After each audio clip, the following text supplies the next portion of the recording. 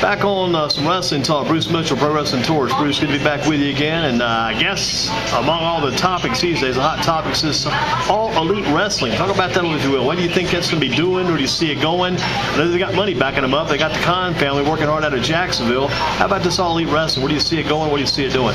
Well, I mean, I think they've got something different than anybody who's tried to start a national promotion has had in the last, 25 years. In that first, they have stars that are working for it. And by stars, I don't mean people that you've heard of. I mean people who have a track record of drawing money one way or the other, either through T-shirt sales or the All-In show, selling 11,000 tickets and pay-per-view. So they have something to present. They could say, we have a track record. We have a track record of success.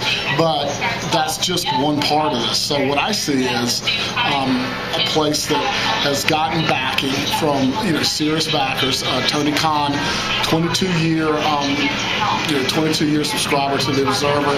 That's the son, right, Tony? Tony, yeah, and a former Torch subscriber, and a guy that's been into wrestling heavy for a long, long time.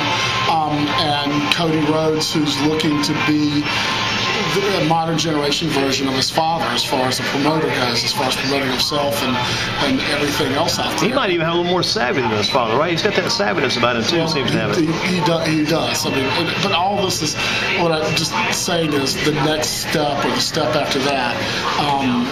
That's where it's a good couple of steps, but they've got to get that television deal done, and then they've got to produce a television show, not just a YouTube show that draws in people and that will get them to spend money. And so we'll see. I mean, that's and the first event scheduled for when? First event May?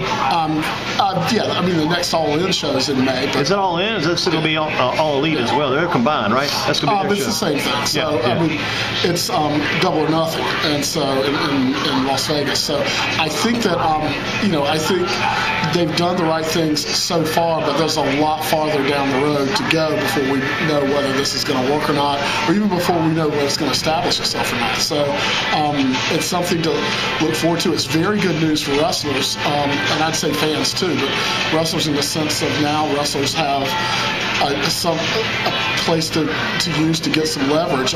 Chris Jericho has already used his contract with the WWE and his contract status to work one against the other, and has got one of the top contracts in the world now.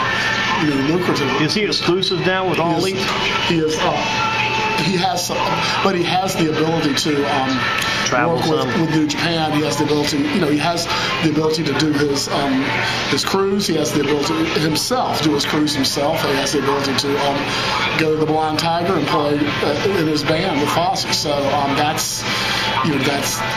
that opens up some possibilities and different types of contracts to fit different types of performers, and that's a good thing. I mean, and one of the things is, if you wanted to work full-time in the professional wrestling business, pretty much you had to, pretty much it was WWE. You might get into TNA and kind of languish there, but make money, and that's gone away now too. But now there's some possibilities opening up, and with New Japan being interested and more interested in coming to the United States, coming to Charlotte next month, and so anything where there's more places to work, I think that professional wrestlers makes for a better situation for everybody in the industry, including people who like to watch wrestling.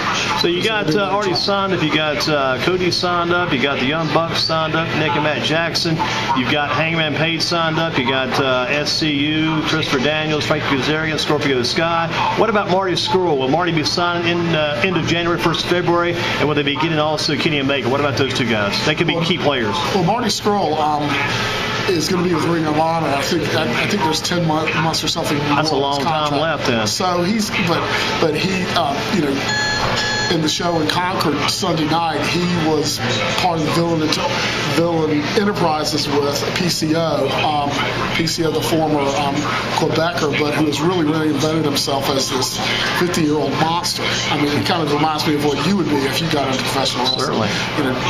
Maybe, but big character that it shows his toughness, and with Brody King, who is a real prospect as far as just big guys go. So he's in a good place in Ring of Honor, and then he'll be in a, if in 10 months from now, if All Elite has moved to, has moved on as far as progressing as a company. We heard one time he was going to be there just until the end of January, maybe first February he was gone, but you say it's now 10 months until it's still gone. So he's got a while to go. And Kenny Omega, of course, is the big question. It's known that he got a very lucrative offer from World Wrestling Entertainment, and that it's the best guess right now is he would go, but he's left New Japan. The best guess is that he would go, and he left it on a high. Boy, he had a great match with Tanahashi at Wrestle Kingdom, losing the IWGP Championship. But he is expected to go with his friends in All Elite Pro Wrestling. And then there's just the question of who's going to work with who, and all these companies going to cooperate with each other, and all these egos going to work together. And there's all kinds of possibilities, good and bad. So it's an exciting time to follow wrestling with Andy Durham and PWTorch.com. What about this? Is it a good thing or a bad thing, in your opinion, Bruce Mitchell's opinion, from a Pro Wrestling Torch insider for many years? You got Christopher Daniels, Frank Kazarian, and Scorpio Sky. They got this SCU group. Now, those guys, they've got them committed. What about them being involved? They've allocated money to them. Are they going to be worth that money, you think? I think so. I mean, I think you look at those three, and there's a lot of experience there in many different, many different companies. And this company, if you look at Chris Jericho, if you look at Cody Rhodes, the Young Bucks, the ones that are really successful in professional wrestling. It was like that when we were doing Off the Wall Sports Girl. It was like that, in the heyday of Mid-Atlantic Championship Wrestling. The guys who are able to go to different territories and different companies and different areas of the world and learn all these little subtleties and nuances of what they were doing really benefited from that, had longer careers because of that, and were more fun to watch. And so I think that's, and you can talk about big stars and who they're going to sign and all that, but you need veteran professionals who are good at what they do, who you can work with. And I think those guys, they're going to need a mid-card too, and those guys are high mid-carders that you can mix in and out, and do a lot of storyline work with. What about other rumblings about other established stars like Bill Goldberg? There's been talk about him. Do you see him coming? Do you see other established stars looking this way? I think that came from Bill Goldberg. Someone figured out that Bill Goldberg was actually following the promotion on his Twitter page. I think that's about it. I assume that's about as far as it would go. I think Bill Goldberg maximized what he could do 17 years after being Bill Goldberg. WrestleMania, the WrestleMania, 2 WrestleManias ago, and I don't know where he would fit in at this point with that crew. I mean, unless they had somebody else for him to just come in and have one match with. So I don't buy Bill Goldberg, but I would. Chris Jericho was a big piece for them. It was almost like he was Terry Funk. We'll need other established stars in. They'll need those in.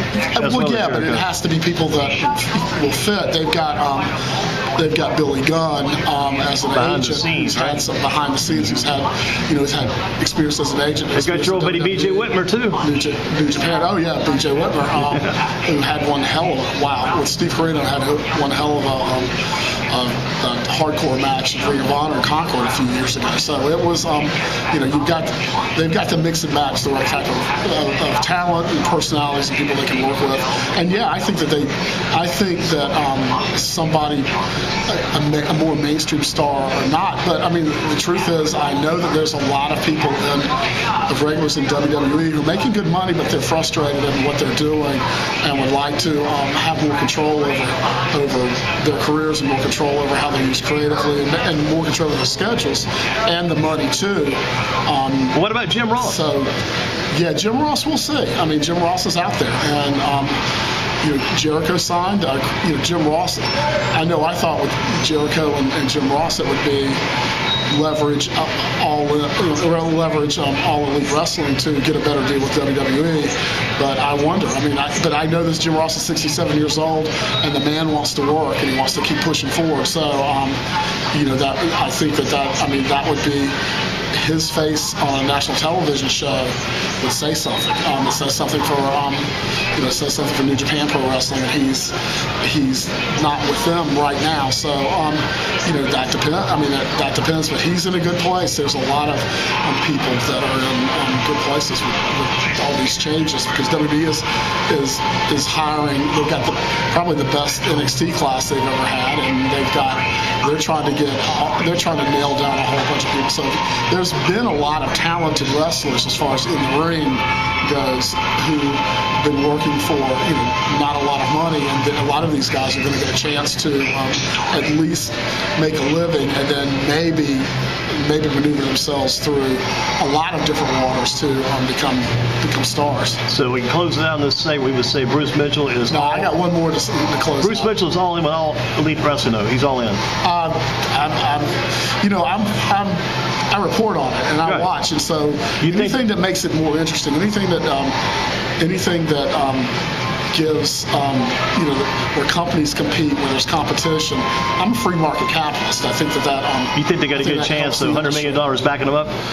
They've got to sign a strong cable television deal, and they are talking to and have the support to do that. But you have to do that. At the end of the day, that has to happen. Yeah, you got to walk the talk. And then you got to create that content. You got to put that show on that draws 1 million people. That draws 1 million people a week, and that can get that 1 million people a week excited about going to shows and buying streaming services and buying T-shirts and buying pay-per-views and all that kind of stuff. But I saw it with my own eyes in Chicago. They had an amazing amount of excitement at that show. Now, is that a one-off thing that they made a lot of money with? It might be. Is it the opening chapter and a new national wrestling promotion? It could be that too. Again, we'll see. I do want to say this though. Put it in there, yes. Yeah, this part. February 2nd, CWF in Gibsonville for the last time, I believe. And although I believe this last Trevor Lee's going to leave again? Trevor Lee. He's leaving again. Well, he made his announcement Saturday night. Yeah. Saturday night he said he signed with World Wrestling Entertainment, but he was not going to leave CWF until he loses that Mid-Atlantic Championship that he has had 1,000+ days. This guy is one of the best wrestlers I've ever seen in my life. He very much fits into the Mid-Atlantic tradition of championship wrestling, and he is someone, this is the last time to see him, and Six Pack challenged me, there'll be 5 guys, the cream of the crop from this area, and this area has great wrestling, has great wrestlers, and they put on a great match Saturday night, and I don't mean a great independent match, I mean a great match.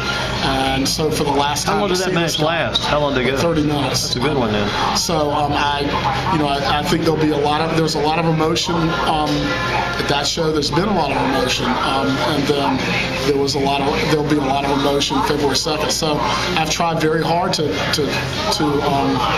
twist your arm to come, but I think this is a chance to see something.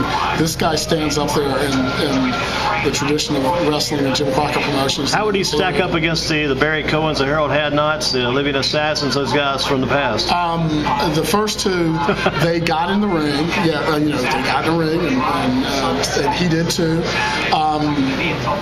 Libyan Assassin, of course, is Robbie the McBride. Legendary Boogie Woogie Man, Robbie McBride. And Trevor Lee had a great match. He really had a good match with Rob McBride. And McBride really came out. You're talking about 50 years old, maybe not in the best shape, bigger guy, but I love Rob McBride. I love watching him. He's a guy around here that's part of this neighborhood. Hardcore. He's hardcore, yeah. But he's not hardcore in doing those kind of matches, but he knows how to draw an audience, and he's fun. So, but yeah, Trevor Lee is in that tradition of Ricky Steamboat and Jay Youngblood and Ric Flair and Greg Valentine and all that great stuff we saw. And so it's kind of been a gift to the last 3 years. And so I highly encourage, if you're a wrestling fan, I get no cut of this stuff. What's the date again? It's February the 2nd, Saturday night, February 2nd in Gibsonville. It's they have their own little studios, about 200, 300 people, and tricked out like the old Mid-Atlantic television studio. studios, WRAL. So, and then there's some modern touches to it, but it's a professional organization. I've really enjoyed going to these shows, and I'm going to miss the guy. And hopefully, they've got some talent that has the potential to step up. But again, we'll see. But this guy has been something special, and he's going to be on the national scene pretty soon, one way or the other. So I would say you're from here, hometown guy, Burlington, North Carolina, Omega Pro Wrestling. His father, who just passed away this summer, unexpectedly, and he was one of the people that founded Omega Pro with Matt and Jeff Hardy. So his roots run deep. Hurricane Helms was there last Saturday night. Hurricane Helms was right over at not the Blind Tiger, but the Corner Bar, right over there to see Jeff Hardy sing. And Andy, you haven't lived till you've seen Jeff Hardy sing. Was he at the Corner Bar, Jeff Hardy? He was not last Saturday night. I knew he was at the Blind Tiger a few months back. Yeah, he was at Blind Tiger. Jeff's making a lot of stops in town. Yeah. Some unannounced. Some unannounced, yes. And he's often, when he sings, he's often on key. So I'd recommend going to see him. Yeah. Bruce, let's take a break. Come back on our second segment. Good job so far. Bruce Mitchell, Pro Wrestling Torch, returns in just